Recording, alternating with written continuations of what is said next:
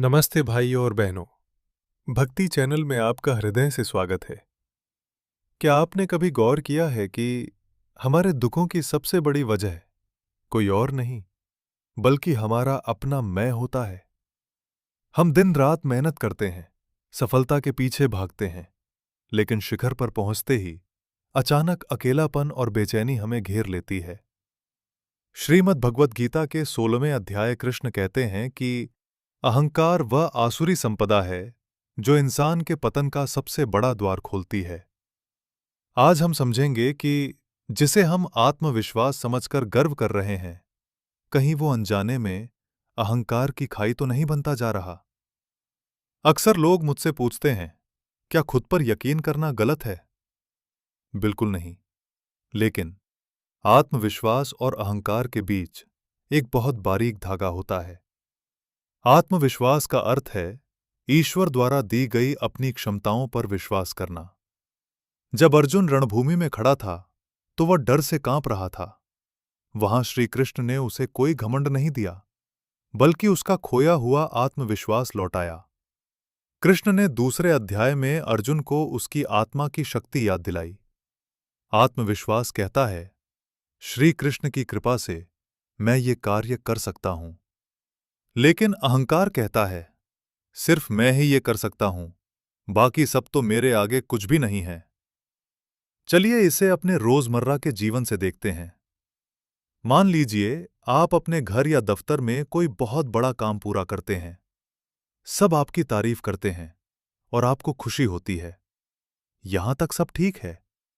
लेकिन जैसे ही मन में यह विचार आता है कि मेरे बिना यह घर नहीं चल सकता, या अगर मैं ना होता तो यह काम बिगड़ जाता, ठीक इसी पल अहंकार ने आपके भीतर दस्तक दे दी है। श्री कृष्ण गीता के 3 अध्याय में एक बहुत बड़ी बात कहते हैं, अहंकार विमूढ़ात्मा कर्ता हमिति मन्यते। यानी अहंकार से मोहित हुआ व्यक्ति खुद को ही कर्ता मान बैठता है, जबकि असल में सारे काम प्रकृति के गुणों द्वारा किए जाते हैं। हम तो सिर्फ एक निमित्त हैं, एक माध्यम हैं। अक्सर हमारे रिश्तों में दरार इसलिए नहीं आती कि कोई समस्या बड़ी है, बल्कि इसलिए आती है क्योंकि हमारा अहंकार बड़ा है। उसने मुझे ऐसा क्यों कहा?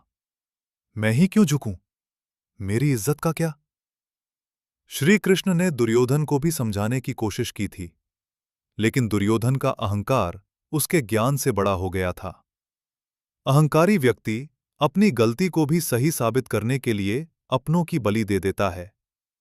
वहीं आत्मविश्वास से भरा व्यक्ति सच बोलने की हिम्मत रखता है और गलत होने पर झुकने से भी नहीं डरता, क्योंकि उसे पता है कि उसका सम्मान उसकी आत्मा में है, न कि दूसरों की बातों में। पतन तब नहीं होता जब हम हार जाते हैं। पतन तब होता है जब हम सीखना बंद कर देते हैं। अहंकार हमारे सीखने के दरवाजे बंद कर देता है। जब हमें लगता है कि मैं सब जानता हूं, उसी दिन से हमारा पतन शुरू हो जाता है। श्री कृष्ण कहते हैं कि पतन की पहली सीढ़ी है तुलना। जब हम खुद को दूसरों से श्रेष्ठ दिखाने के लिए ईर्ष्या और क्रोध का सहारा लेते हैं, तो हम ईश्वर से दूर होते चले जाते हैं।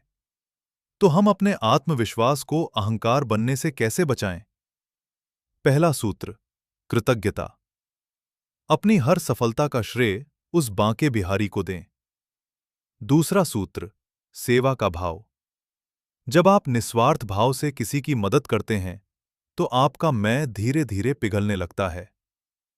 तीसरा सूत्र, आत्मचिंतन। हर रात सोने से पहले श्री कृष्ण की छवि का ध्यान करें और पूछें, आज मैंने जो कुछ किया, क्या उसमें अहंकार की गूंज थी? मेरे प्रिय दर्शकों, जीवन एक युद्ध क्षेत्र है और हम सब योद्धा हैं। आत्मविश्वास वो दिव्य अस्त्र है जो आपको जीत दिलाएगा, लेकिन अहंकार वो बोझ है जो आपको रणभूमि में खड़ा होने लायक भी नहीं छोड़ेगा। श्री कृष्ण कहते हैं कि बिना किसी शोर के, बिना किसी घमंड के अपना कर्तव्य निभाते चलो। अगर आज की इस चर्चा ने आपके मन को थोड़ा भी छुआ हो, तो कमेंट्स में जय श्री कृष्णा जरूर लिखें। ये सिर्फ एक शब्द नहीं, बल्कि हमारे अहंकार को मिटाने का महामंत्र है। वीडियो को लाइक करें और उनके साथ शेयर करें जिन्हें शायद आज इस ज्ञान की सबसे ज्यादा जरूरत है। अपना और अपनों का ख्याल रखें।